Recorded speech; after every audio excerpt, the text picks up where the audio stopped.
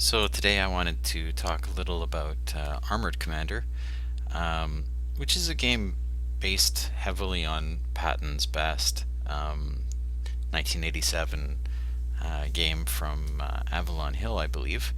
And this game is independently created by a guy named Gregory Scott, and I believe he produced it himself by himself using some Python and some other coding languages. I'm not quite sure of it. Um, in any case, I just want to show it to you so you can see how similar it is. And in some ways, it is better than Patton's Best, using computing power to do some neat things. I'm just going to start a new campaign here so you can see what it's like for yourself. So if we type N for new campaign, we get a choice here. Actually, we can do Patton's Best or Canada's Best, which are both sort of part of the original Patton's Best game, and there was an expansion called Canada's Best, which I think was written about in the General magazine from a long time ago. But I'm just going to show you Patton's Best for now, and I just want to give you a flavor for what the game is like and how good it is. So let's go through it. The first thing you get is campaign settings, and you can change a few settings here. For example, your campaign start date and how you can pick tanks, etc. We're going to keep everything just as it is. And just like in Patton's Best, we start off in late July with the Cobra Breakout, and we'll give a name for the tank.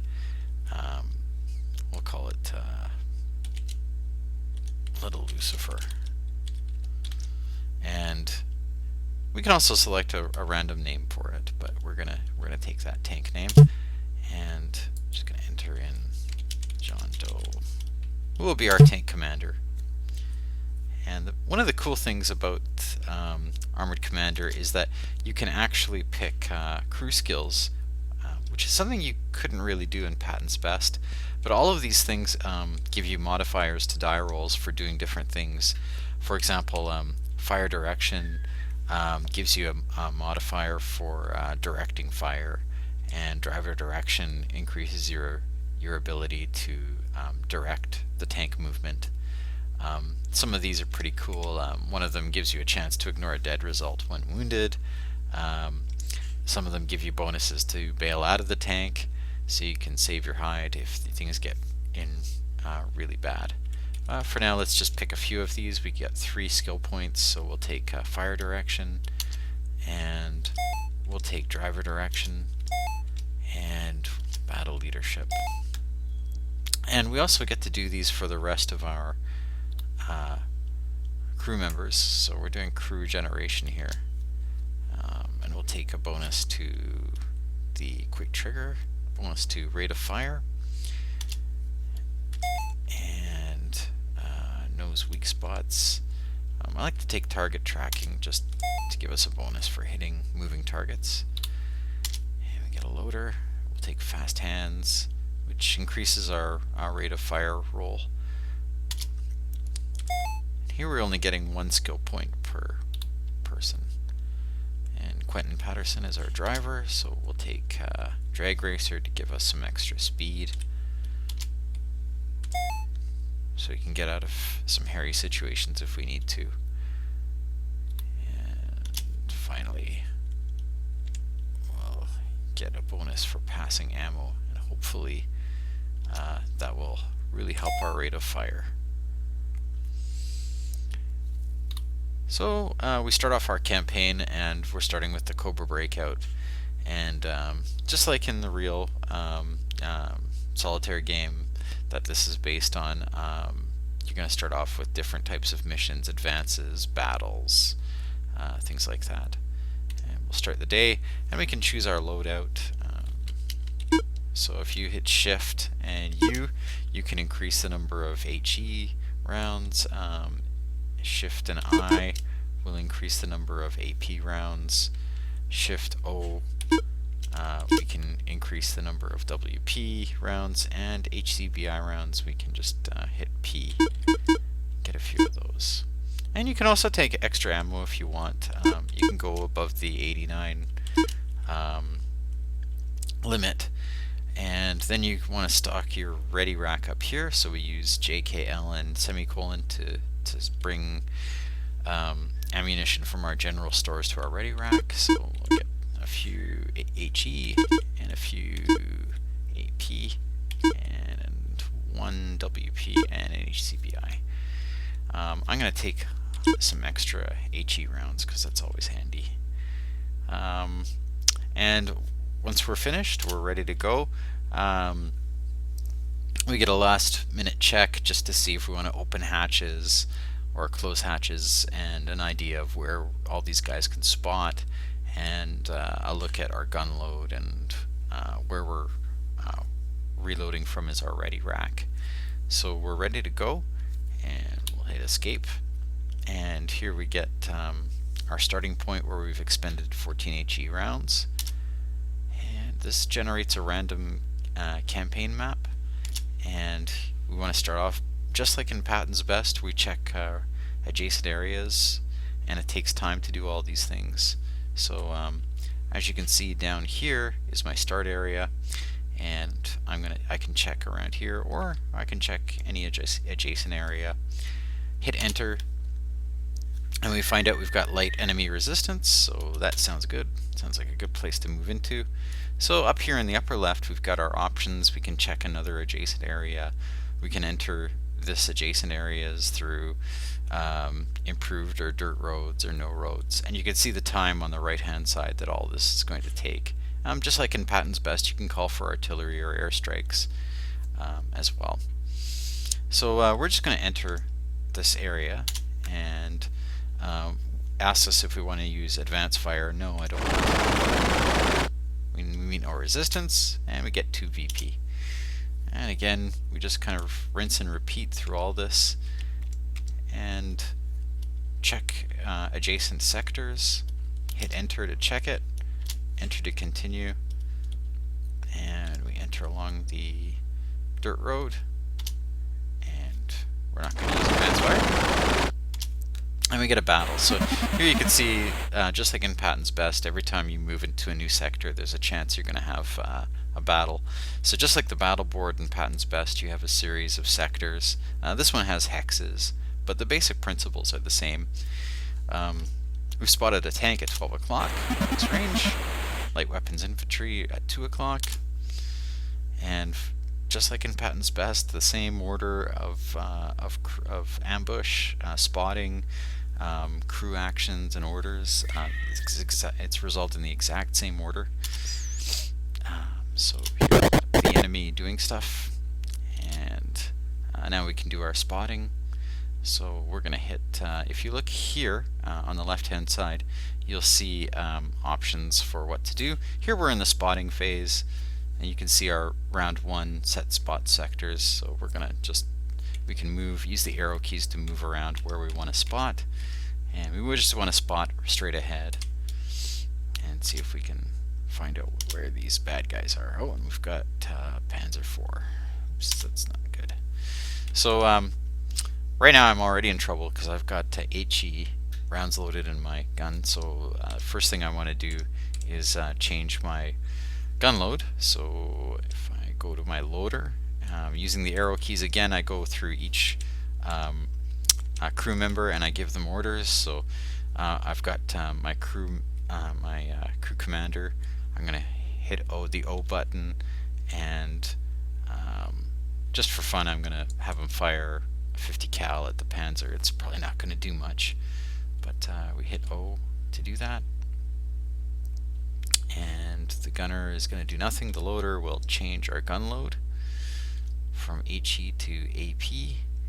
And we also can hit R to cycle through the types of ammo we're going to reload. So I want to reload AP for this. And I don't want the driver to do anything. And maybe we'll reverse to a hull down position. Sort of hide ourselves from that big nasty Panzer. That's it. We hit the end key on our keyboard to finish the orders, and then we select what kind of shell we want to put in our breech in our gun. So using the arrow keys, I'm going to select AP, And we get the result of our movement. We moved back, but it doesn't change where we are, so that was a big waste of time. Got a chance to fire an MG, so we hit enter. It looks like our commander is firing the MG at the infantry, and here we get a combat modifiers and a roll here, and we find out that this is on a 2d6 instead of a percentile dice, but you can see all of your modifiers here, and the hit roll you need to hit enter. So everything here to kill. So everything here is very transparent. And of course, enemies are going to move during their enemy action phase. And luckily our nasty Panzer IV was destroyed by friendly action. And the only thing left to do is try to kill the infantry. So unfortunately we have AP rounds loaded, so now we want to go back to HE. And we type R to go back to HE for our ammo reload. And that will be it, I think. So choose HE, tank comes to a stop, and we're going to hit enter to fire our machine gun. And hopefully we can hit the infantry. No, the infantry is not doing anything. So the infantry is moving away from us, and we get another spotting round. We've spotted the enemy infantry, and we want to kind of move closer to it. So right now we're going to get the driver to forward and see if we can catch up to that enemy infantry. You can see the cover that the enemy has by moving your mouse over, and you can see in the lower right hand corner what kind of what that unit is doing. And it says light weapons infantry, and it's got moving in the woods, so it's pretty hard to hit. So we're going to hit the end button or space bar, and nothing really changes. So again, we're going to do the same thing. Let's see what happens. Again, spotting. As you can see, this is a very fast moving game, much like Patton's Best. Sort of operates on the same principles. Let's just finish this battle up and see if we can kill that infantry. So I'm going to rotate the turret, and actually probably need to get a little closer. So I'm going to pivot the tank, hit O, and again hit the end key. And here we can kind of pivot around with our tank, hit the enter key. The enemy infantry's gone off the map, so that ends our encounter. And here at the end, we get, after we move into the sector, we get a list of all the possible enemy forces and any VPs that we get from either destroying enemy units or losing our own enemy units. And we get VPs. One of the things that's really cool, that is very different from Patton's Best, is that it gives you sometimes random objectives that come up during your mission, and this can actually give you more VPs, and it makes the game a little more interesting.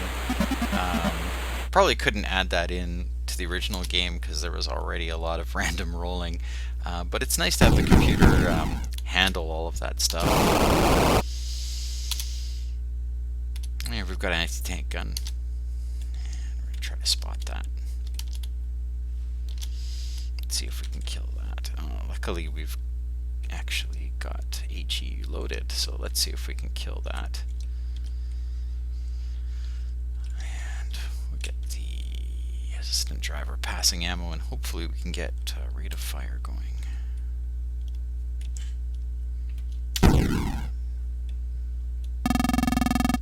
So we've hit. Again, you can get ROF, and hopefully you can fire a couple of shots at enemies just like in the real, just like in the Patton's Best game. And here we see the result, and we've managed to kill an anti-tank gun, which is great. So, good stuff. Let's end this encounter. And